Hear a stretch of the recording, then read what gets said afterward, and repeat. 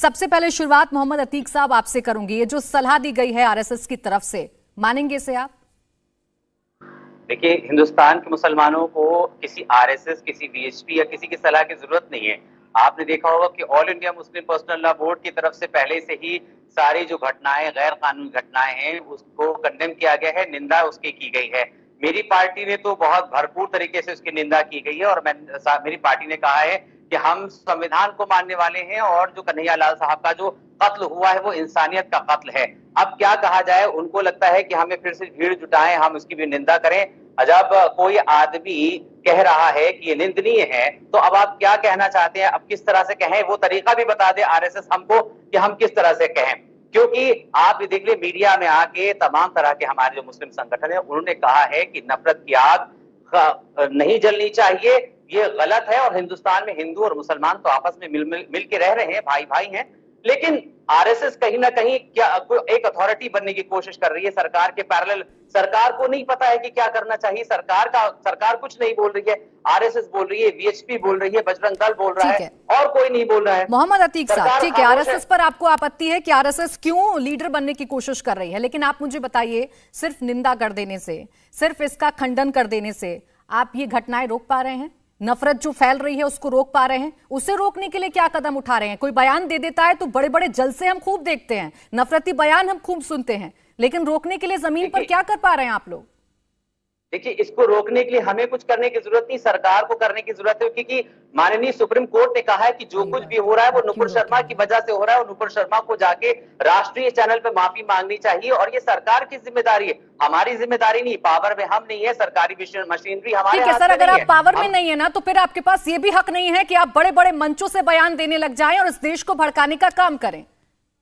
जो लोग भड़का रहे हैं, सरकार उनको गिरफ्तार कर रही है। हम तो निंदा करते हैं, भड़काने वाली कोई बात नहीं। सर, आप निंदा करते रहिए, जमीन पर हालात सुधरेंगे नहीं। जमीन पर आप क्या करेंगे इसका जवाब आप जरूर दीजिएगा। क्योंकि आप सवाल पूछ रहे हैं सरकार से। महंत बालक नाथ जी हमारे साथ हैं। महंत बालक नाथ जी, सीधा सवाल सरकार से है कि हम तो निंदा कर रहे हैं लेकिन सरकार कुछ काम नहीं कर पा रही है, जिस वजह से देश का माहौल बिगड़ रहा है, नफरती बयान सामने आ रहे हैं। देखिए, केंद्र सरकार बहुत अच्छे से काम कर रही है और जहां जहां सरकार भारतीय जनता पार्टी के, आप देखेंगे कि वहां पर पूर्ण तरह से शांति है, किसी भी तरह का कोई बवाल आपको देखने को नहीं मिलेगा।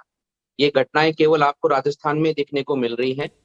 और आप थोड़ा पीछे जाएंगे तो देखेंगे करौली की घटना सबसे पहले सांप्रदायिक घटना इस वर्तमान समय में हुई तो करौली में हुई थी। वहां पर एक धार्मिक यात्रा के ऊपर एक विशेष समुदाय की ओर से पथराव किया गया। तो ये सारा, इसकी शुरुआत राजस्थान है और राजस्थान में कांग्रेस की सरकार है। और मैं बार बार आपके टीवी चैनलों के माध्यम से, अनेक टीवी चैनलों के माध्यम से मैं कह रहा हूं इस बात को कि भारतीय जनता पार्टी को रोकने का इन लोगों के पास में, जो विपक्ष के लोग हैं, इनके पास में अब एकमात्र साधन, हथियार बचा है। इनकी सोच यही है कि देश में सांप्रदायिक माहौल को खराब किया जाए। उसी के कारण, इनकी सोच के कारण ही ये स्थिति आज देश में उत्पन्न हो रही है।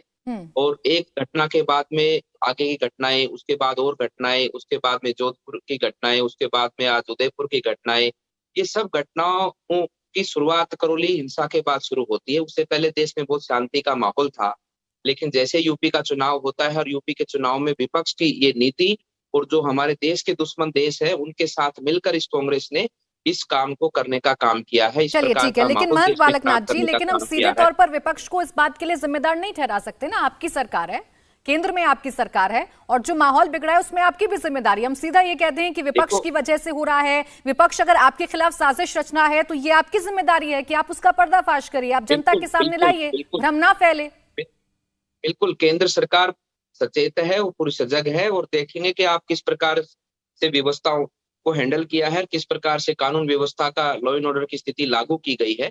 लेकिन कहीं ना कहीं विवश है, संवैधानिक व्यवस्था है कि राजस्थान में जिस प्रकार की व्यवस्था है उसके कारण, क्योंकि राजस्थान की सरकार इसके लिए जिम्मेदार है, आप ये कह रहे हैं। लेकिन मैं आपको बता देना चाहता हूँ कि जो मुझसे पूर्व संघ के एक हमारे भाई ने बात जो कही, नुपुर शर्मा के बयान के बाद में अनेकों जहां भी मुस्लिम समुदाय की मस्जिद थे, वहां पर इन्होंने शुक्रवार के दिन नमाज के दिन वहां पर बहुत बड़ी संख्या में तादाद में लोगों को इकट्ठा किया।